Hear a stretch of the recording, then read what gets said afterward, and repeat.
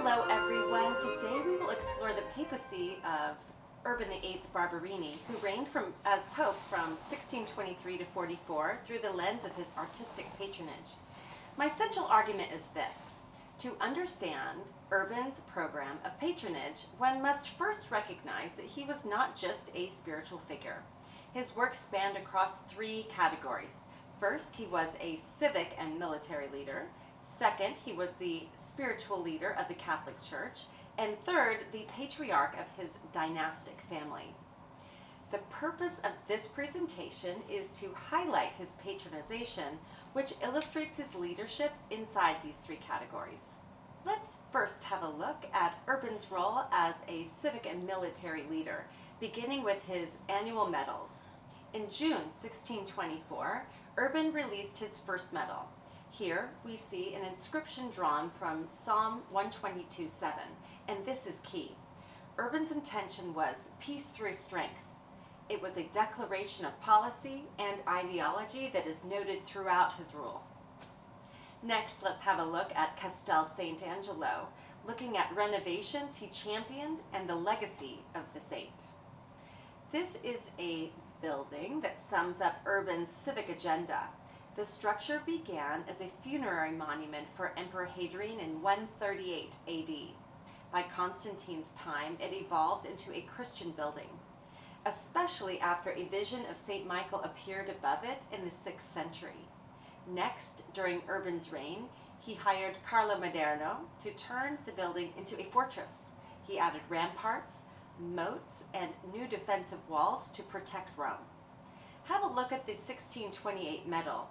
He spotlights the castle here. Here, Urban was aligning himself both with the divine warrior St. Michael and Emperor Constantine, two great protectors of early Christianity. Now let's have a look at another example of Urban's intention as the warrior pope. This is Guido Reni's 1635 painting, Archangel Michael Defeating Satan, commissioned by Urban's nephew, Antonio Barberini. This dramatic image of a winged Michael, sword in hand, pointed at Satan, pinned underfoot. This image is steeped in Baroque theatricality, youthful grace, and justice. Urban was not the only warrior in the family. When Antonio Barberini commissioned this painting, it is alleged that the persona of Satan is a cameo of the succeeding Pope, Pope Innocent X, who persecuted the Barberini family for political corruption. It's difficult to say for certain if this was the intention of the Cardinal or Reni, or if it was anyone's intention at all. If it is true, the painting has an extra level of propaganda that was originally bargained for. A passive-aggressive protest, a mockery of innocent, a shift in the political tide that was met with a jab. No one will ever know for sure, but it really is fun to speculate. Either way, the message here is this: Urban is a warrior pope, and his family was ready to hold the line for him even after his death. Let's continue our discussion of Urban's work as a civic and military leader. This is Countess Matilda. For those of you unfamiliar with Countess Matilda of Tuscany, she was a Catholic landowner of sprawling proportions in northern Italy. Upon her death in 1115, she donated her real estate holdings to the Papal States. So why did this matter to Urban? Well, her hefty donation showed the world what it looked like to be a loyal supporter of papal power.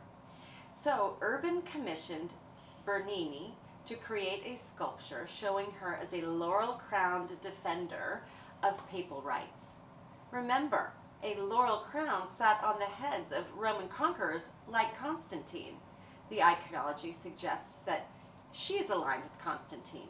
So when Urban placed the sculpture of her in St. Peter's, the message was sent that he was the leader in firm control of papal lands. Moving on. Next, we need to have a look at Urban as a spiritual leader of the church.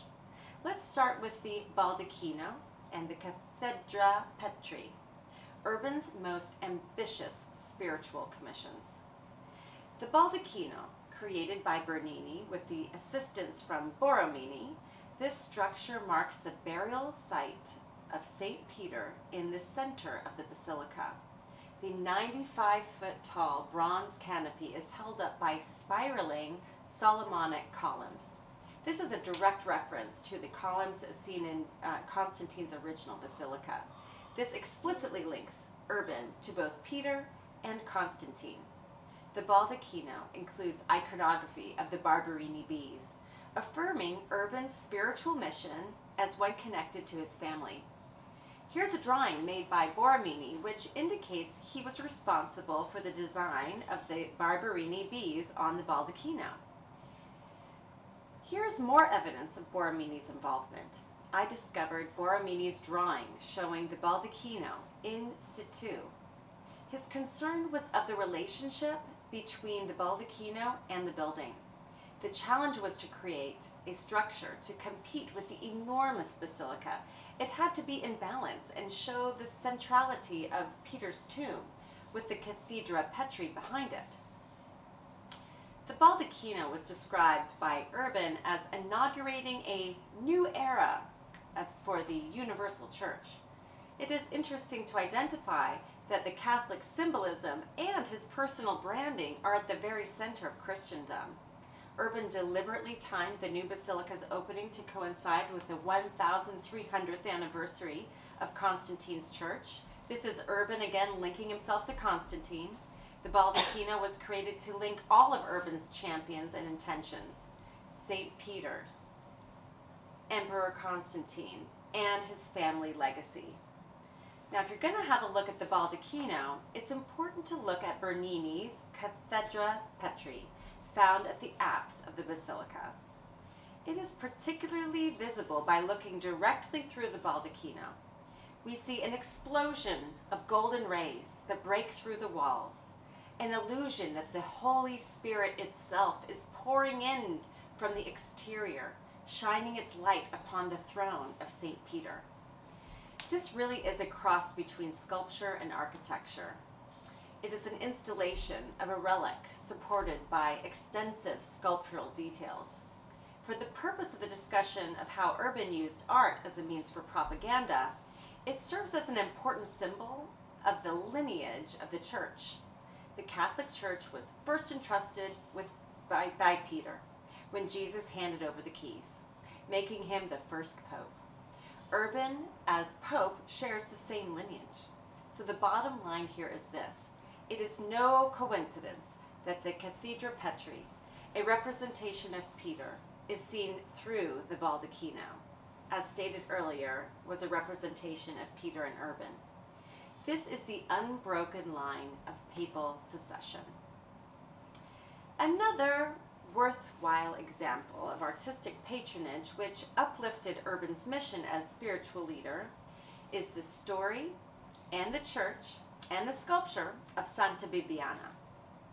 To keep ancient Christianity at the forefront, Urban restored the 5th century church of Santa Bibiana. While under construction, the saint's remains were discovered, and this electrified Rome. Urban then commissioned a 25-year-old Bernini to sculpt the martyr. He brought the martyr's story of early Christianity right to the forefront. Bernini created her in contrapposto with palm branch in hand, symbolizing her virtue and sacrifice. Bernini sets the sculpture in Baroque theatricality by allowing her expression to be serene and accepting of her fate despite the painful and torturous death. Bernini carved out the ideal placement for the sculpture, right at the church's high altar. This project functioned on multiple levels: to celebrate early Christian faith, to affirm Catholic triumph over Protestantism, and link Urban's reign to the persecuted martyrs of the past. Let's have a look at Urban's role as head of the Barberini dynasty.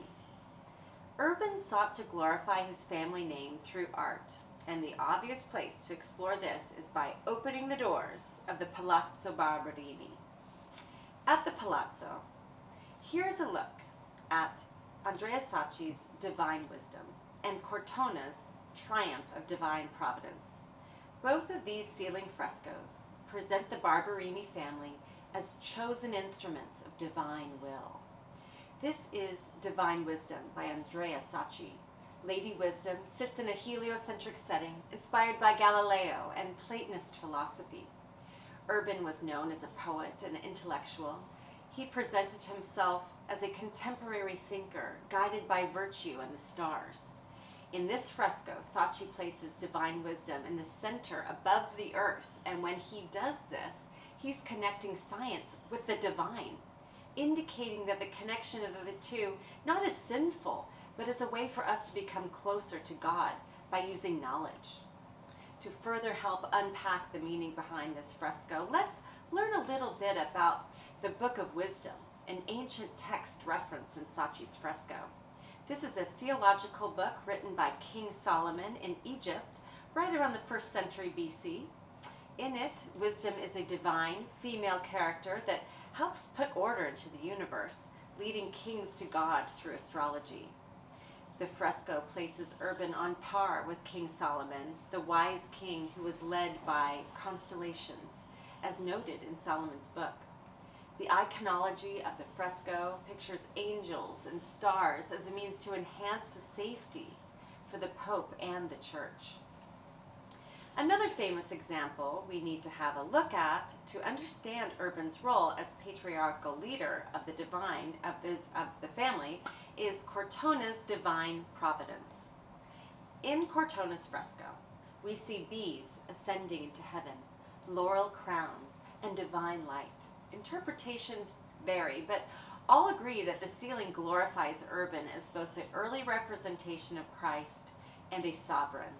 His family legacy was forever memorialized by Cortona in the Barberini Palace through this fresco. It illustrates Urban as a poetic philosopher through the papal tiara, the poet's crown, and the crown of everlasting life. This is a leader with the heart of a poet and a Platonist. He is a philosopher. He valued contemplation and transcendence. We see all of that here. The great takeaway here is this. These frescoes are political theology in a visual form.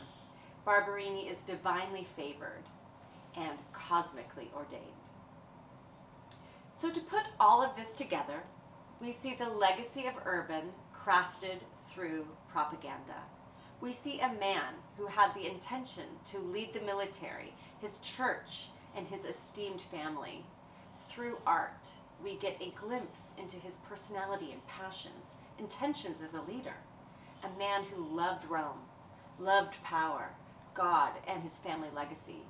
He left behind a curated collection for us to interpret all of this, carved in stone, built brick by brick, etched in metals, painted on canvas and fresco.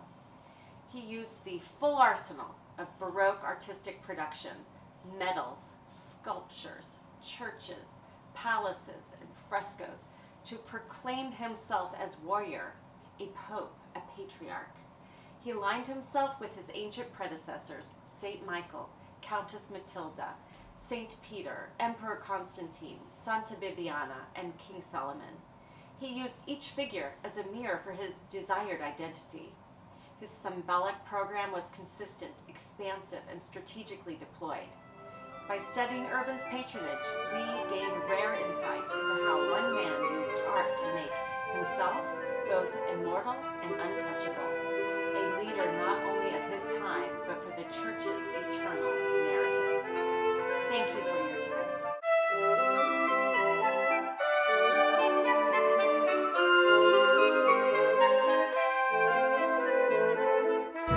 Palazzo Barberini con la mostra su Caravaggio. Guarda le api Barberini. Ops!